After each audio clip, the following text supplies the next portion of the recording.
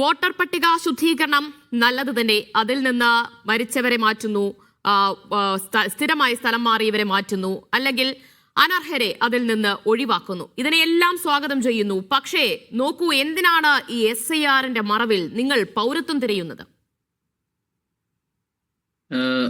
ഒന്നാമത്തെ കാര്യം, SIR വേറെ, സിറ്റിസൺഷിപ്പ് വേറെ. സിറ്റിസൺഷിപ്പിനെ ഗവേൺ ചെയ്യുന്ന ആക്ട് എന്ന് പറയുന്നത് സിറ്റിസൺഷിപ്പ് ആക്ട് 1955 ആണ്. നിങ്ങൾ ഇത്രയും നേരം സംസാരിച്ചുകൊണ്ടിരിക്കുന്നത് റെപ്രസെന്റേഷൻ ഓഫ് പീപ്പിൾ ആക്ട് 1950, അതിന്റെ പരിധിയിൽ വരുന്ന കാര്യങ്ങളാണ്. അപ്പൊ ഇതിനെ രണ്ടിനും കൂടെ കൂട്ടിക്കലർത്തിക്കൊണ്ടൊരു ചർച്ച നടത്തിയിട്ട് അതിൽ ആളുകൾക്ക് തെറ്റിദ്ധാരണ പരത്തുന്ന രീതിയിലുള്ള കാര്യങ്ങൾ ഈ രണ്ട് പാനലിസ്റ്റുകളും പറഞ്ഞുകൊണ്ടിരിക്കുകയാണ്, ഇത്രയും നേരമായിട്ട് പറഞ്ഞുകൊണ്ടിരിക്കുകയാണ്.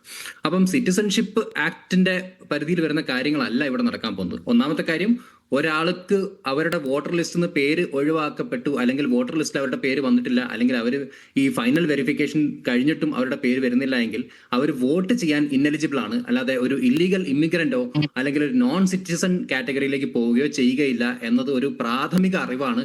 ഇവിടെ ഒരു വക്കീലിരിക്കുന്നുണ്ട്. ഒരു പൗരന്റെ ഏറ്റവും വലിയ അവകാശം എന്താണ്? വോട്ടവകാശമാണ്. അപ്പോൾ ആ വോട്ടവകാശമല്ലേ ഇതിലൂടെ ഇല്ലാതാകാൻ പോകുന്നത്?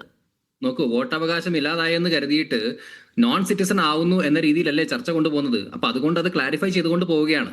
ഇവിടെ ഞാൻ ലീഗിന്റെ പ്രതിനിധിയോട് ചോദിക്കുകയാണ്. അദ്ദേഹം ഈ പറഞ്ഞ ഇലക്ഷൻ കമ്മീഷന്റെ മീറ്റിംഗ്സ് ഒക്കെ അറ്റൻഡ് ചെയ്യുന്ന ആളാണ്.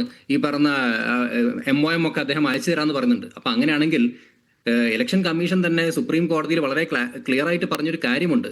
അതായത് ജൂലൈ 21, 2025 ഇത് പറഞ്ഞത്.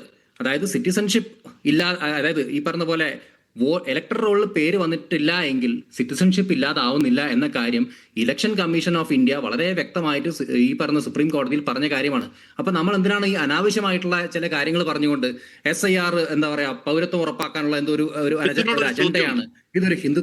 ഇതൊരു ഹിന്ദുത്വ അജണ്ടയാണ്, ഒരു വംശീയ പദ്ധതി നടപ്പിലാക്കാൻ പോകുന്ന ഒരു പ്രൊജക്റ്റാണ്, ഇത് ഇന്ത്യ ഒരു ഹിന്ദു രാഷ്ട്രമാക്കാൻ പോവുകയാണ് എന്ന് പറഞ്ഞിട്ട് തെറ്റിദ്ധാരണ പരത്തി കഴിഞ്ഞാൽ നമ്മുടെ മുസ്ലിം അതിന്റെ രേഖകൾ, അത് തെളിയിക്കാനുള്ള രേഖകൾ മതിയല്ലോ. നമ്മൾ ഒരു പുതിയ വോട്ടർ ആകണമെങ്കിൽ അത് ഫോം 6 കംപ്ലീറ്റ് ചെയ്യണം. അതോടൊപ്പം തന്നെ നമ്മുടെ ബർത്ത് സർട്ടിഫിക്കറ്റ് അല്ലെങ്കിൽ ആധാർ, ആ രേഖകൾ ചോദിച്ചാൽ മതിയല്ലോ. എന്തിനാണ് ഈ അച്ഛന്റെയും അമ്മയുടെയും ഒക്കെ രേഖകൾ, അത് ഈ തീയതി പ്രകാരമുള്ളത് ചോദിക്കുന്നത്? മിഥുൻ, ഞാൻ ആദ്യം പറയുന്ന കാര്യം ഒന്ന് കംപ്ലീറ്റ് ചെയ്തോട്ടെ, അതിനുത്തരം ഞാൻ തരാം. ഞാൻ പറയുന്ന കാര്യം, ഇത് രണ്ട് കാര്യങ്ങളാണ്. രണ്ടിനും കൂട്ടിക്കലർത്തി ആളുകളുടെ ഇടയിൽ, പ്രത്യേകിച്ച് നമ്മുടെ മൈനോറിറ്റി വിഭാഗത്തിൽപ്പെട്ട ആളുകളുടെ ഇടയിൽ ഉത്തരവാദിത്വമുള്ള ഒരു ചാനൽ ഇങ്ങനെ തെറ്റിദ്ധാരണ പരത്തരുത് എന്ന കാര്യമാണ് ഞാൻ ഇവിടെ പറയാൻ ശ്രമിക്കുന്നത്. ഇനി താങ്കളുടെ ചോദ്യത്തിലേക്ക് ഞാൻ വരാം. നമ്മുടെ ഈ 1951 2004 ഇടയിൽ ഏകദേശം 8 തവണ SIR നടപ്പിലാക്കിയിട്ടുണ്ട്. പക്ഷേ കഴിഞ്ഞ 21 വർഷമായിട്ട് വെറും സമ്മറി റിവിഷൻസ് മാത്രമാണ് നടക്കുന്നത്. അതായത് ഒരു റുട്ടീൻ ആയിട്ടുള്ള ഒരു ആനുവൽ അപ്ഡേറ്റ് അല്ലാതെ മറ്റൊന്നും നടപ്പിലാക്കപ്പെടുന്നില്ല. അപ്പൊ അങ്ങനെ വരുന്നൊരു സാഹചര്യത്തിൽ SIR നടപ്പിലാക്കേണ്ടത് വളരെ അത്യാവശ്യമാണ്. കാരണം എന്തുകൊണ്ടെന്ന് വെച്ചാൽ ഇന്റേണൽ മൈഗ്രേഷൻ വളരെയധികം നടന്നിട്ടുണ്ട്. ഈ 20 വർഷ കാലയളവിൽ ഇന്റേണൽ മൈഗ്രേഷൻ, പ്രത്യേകിച്ച് ഈ അന്യസംസ്ഥാന തൊഴിലാളികൾ എന്താ പറയുക കേരളത്തിലേക്ക് വരികയോ അല്ലെങ്കിൽ അതുപോലുള്ള ഈ ഡൈനാമിക്സ് എല്ലാ സ്റ്റേറ്റിലും പ്ലേ ഔട്ട് ആവുന്നുണ്ട്. പിന്നെ വലിയ തോതിലുള്ള അർബനൈസേഷൻ നടക്കുന്നുണ്ട്, ഡിജിറ്റൽ റെവല്യൂഷൻ നടന്നിട്ടുണ്ട്. അപ്പോൾ ഇങ്ങനെയുള്ള കാര്യങ്ങളുടെ അടിസ്ഥാനത്തിലാണ് നമ്മൾ ഈ ഒരു SIR നടപ്പിലാക്കാൻ നോക്കുന്നത്. കാരണം ഇതൊരു ക്ലീനപ്പ് പ്രോസസ്സാണ്, ഒരു ഡിലീഷൻ പ്രോസസ്സോ സിറ്റിസൺഷിപ്പ് ഇല്ലാതാവുന്ന ഒരു പ്രോസസ്സോ അല്ല. അപ്പം SIR വേറെ, സിറ്റിസൺഷിപ്പ് വേറെ എന്ന കാര്യം മനസ്സിലാക്കിക്കൊണ്ട് തന്നെ വേണം നമ്മൾ ഈ ചർച്ച മുന്നോട്ട് കൊണ്ടുപോകാൻ. താങ്കൾ പറഞ്ഞു ഇത് വോട്ടർ പട്ടിക ശുദ്ധീകരണമാണ് എന്ന് പറഞ്ഞു. ഒരു തെരഞ്ഞെടുപ്പ് കമ്മീഷന്റെ ഏറ്റവും വലിയ ചുമതല എന്ന് പറയുന്നത് പരമാവധി വോട്ടർമാരെ ഉൾക്കൊള്ളുക, പുറത്താക്കുകയല്ല, ഉൾക്കൊള്ളുക എന്നതാണ്. പക്ഷെ ഇവിടെ എന്താണ് നടക്കുന്നത്? ഇപ്പോൾ എത്ര പേരാണ് വോട്ടർ പട്ടികയിൽ നിന്ന് പുറത്തായിരിക്കുന്നത്? ഈ മാപ്പിംഗ് കൂടി നടത്തിയില്ല എങ്കിൽ ആ പറയുന്ന ഒരു വോട്ടർ പട്ടികയിൽ നിന്ന് പുറത്താവുകയാണ് ചെയ്യുന്നത്. അതൊരു തെറ്റായ ആർഗ്യുമെന്റ് ആണ്. ഞാൻ ആദ്യം താങ്കളുടെ ആദ്യത്തെ പോയിന്റിൽ നിന്ന് ക്ലാരിഫൈ ചെയ്തോട്ടെ.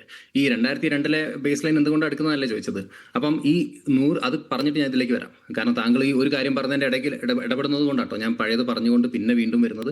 അപ്പം ഈ 2002 ബേസ് ലൈൻ ഡാറ്റ എടുക്കുന്നത് എന്തുകൊണ്ടാണ് വെച്ചാൽ അന്നാണ് ലാസ്റ്റ് ആയിട്ട് ഒരു ഹൗസ് ടു ഹൗസ് വെരിഫിക്കേഷൻ നടന്നത്. ആ കാലഘട്ടത്തിൽ 2002 2004 ഇടയിലാണ് ഈ ഒരു ഹൗസ് ടു ഹൗസ് വെരിഫിക്കേഷൻ നടന്നത്. അപ്പോൾ ഒരു ക്ലീൻ ഡാറ്റയെ ബേസ് ലൈനെ എടുത്തുകൊണ്ടാണ് നമ്മുടെ ഡിജിറ്റൽ ഡാറ്റ വെരിഫൈ ചെയ്യാൻ ഇവർ നോക്കിക്കൊണ്ടിരിക്കുന്നത്. അപ്പോൾ അതൊരു ക്ലീനപ്പ് പ്രോസസ്സാണ്, ഒരു ഡിലീഷൻ പ്രോസസ് അല്ല, ഒരു പ്യൂരിഫിക്കേഷൻ പ്രോസസ് എന്ന് വേണമെങ്കിൽ പറയാം, ഒരു ഡാറ്റ ക്ലീനപ്പ് പ്രോസസ്. അപ്പോൾ ഈ ഡാറ്റയുമായി ബന്ധപ്പെട്ട് ഉള്ള മേഖലയിൽ വർക്ക് ചെയ്യുന്ന ആളുകൾക്ക് അറിയാം ഇതൊരു ഡാറ്റ ക്ലീനപ്പ് പ്രോസസ്സാണ്. അല്ലാതെ ഇതിൽ ഒരു ഡിലീഷൻ എന്നുള്ള ഒരു ഓപ്ഷൻ തന്നെ ഇല്ല. സത്യം പറഞ്ഞാൽ ഈ പറഞ്ഞ പോലെ സോഫ്റ്റ്വെയർ ഓട്ടോമാറ്റിക്കലി ഡിലീറ്റ് ചെയ്യുന്നു എന്നൊക്കെ പറഞ്ഞിട്ടുള്ള പല തെറ്റിദ്ധാരണയും ഇപ്പോൾ പരത്തുന്നുണ്ട്. അപ്പോൾ അങ്ങനെയൊന്നുമില്ല.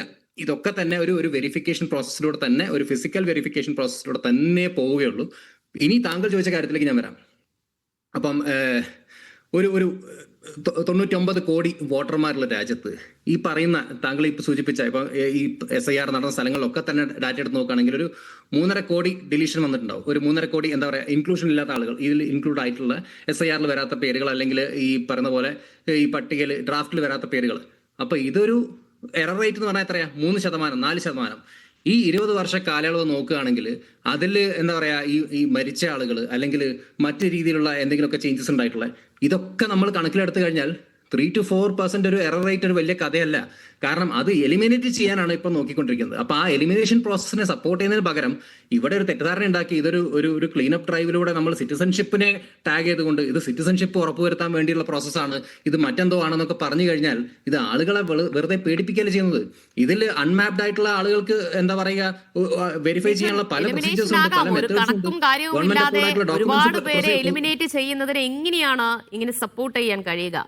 എല്ലാവരും ഇവിടെ ജനിച്ച, ഇവിടെ ജീവിച്ച്, ഇവിടെ വളർന്നവരാണ്. അവർക്ക് വോട്ടവകാശം കൊടുക്കണ്ടേ? വോട്ടവകാശം വേണ്ടേ? അവർക്ക് വോട്ട് ചെയ്യണ്ടേ?